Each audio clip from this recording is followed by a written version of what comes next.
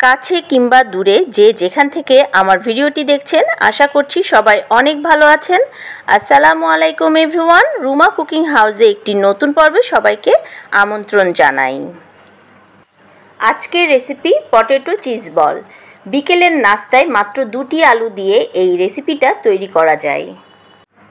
Potato cheese ball যেটা বানানোর পর দেখতে যেমন আকর্ষণীয় লাগে, খেতেও কিন্তু চমৎকার লাগে। আর এই চিজ বলগুলো বানাতে কোনো রকম ঝামেলা পোহাতে হয় না, ঝটপট বাসায় তৈরি করা যায়। ছোট বড় সবাইয়ের অনেক ভালো লাগবে। কোনো নামি দামি ক্যাফেতে গিয়ে এই চিজ বল আপনাদের বেশি টাকা দিয়ে কিনে খাওয়ার আর প্রয়োজন নেই। তো চলুন দেখে নিই এই রেসিপিটা আমি কিভাবে বাসায় চটজলদি মজাদারভাবে তৈরি করলাম। রেসিপিটি তৈরি করতে নিয়ে নিয়েছি 2টা আলু। আলু 2টার খোসা ছাড়িয়ে এইভাবে কেটে নিয়েছি। এভাবে পাতলা পাতলা করে কেটে আমি এগুলোকে এখন পানি দিয়ে সেদ্ধ করে নেব। আলুগুলো সেদ্ধ করে পানি ঝরিয়ে আমি একটি বোলে নিয়ে নিয়েছি। গরম থাকা অবস্থাতেই একটি আলু মেশার মেশিন দিয়ে আমি এই আলুগুলোকে খুব ভালোভাবে ম্যাশ করে নিচ্ছি।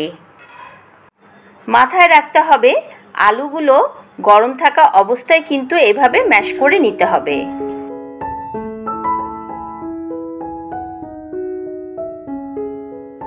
আলুগুলো খুব ভালোভাবে আমি ম্যাশ করে নিয়েছি। দেখুন কোনো ধরনের লাম্পস নেই এর মধ্যে। তো এর মধ্যে এখন একে একে মশলা দিয়ে দিচ্ছি। প্রথমে আমি 1 চা চামচ সাদা গোলমরিচের গুঁড়া দিয়ে দিলাম। এখন স্বাদ অনুযায়ী দিয়ে দিলাম লবণ।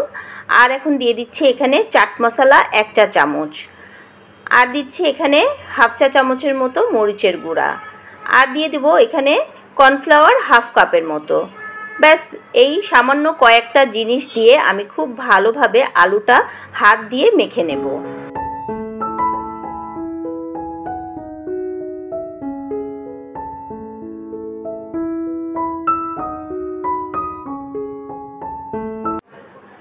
এই তো সব উপকরণ দিয়ে আলুটাকে মাখানো হয়ে গেল। এখন নিয়ে নিয়েছি কিছু এখানে চিজ। আমি চিজগুলো এরকম কিউব করে কেটে নিয়েছি। এই চিজগুলো যে কোনো সুপার মলে পাওয়া যাবে। এখন আমি এই আলুর ডোটা থেকে অল্প অল্প করে এরকম কিছু ডো নিয়ে হাতে গোল গোল করে শেপ করে নেব।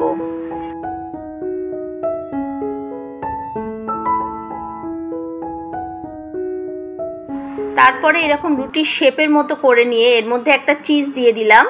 দিয়ে এবার এটাকে একটা বলের আকার তৈরি করব। দেখুন কত সুন্দর করে আমি বল তৈরি করে নিলাম।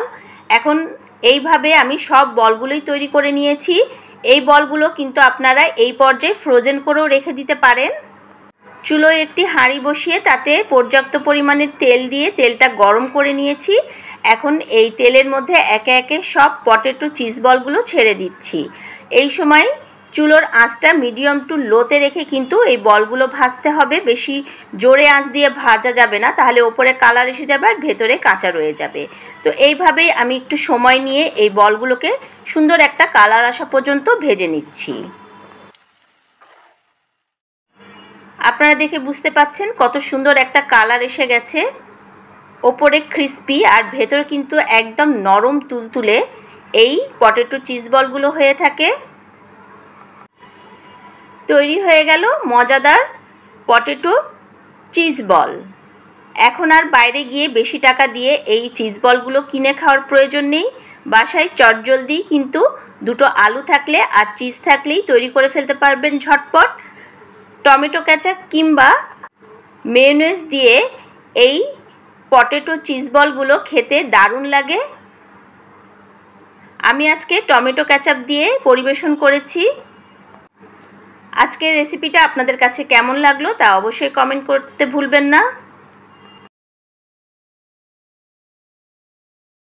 একটা চিজ বল নিয়ে আমি এরকম টমেটো কেচাপে ডুবিয়ে খেয়ে দেখছি কেমন হয়েছে। ইয়ামি হয়েছে, খুবই মজাদার। আপনারা ভেতরটা দেখে বুঝতেই পাচ্ছেন।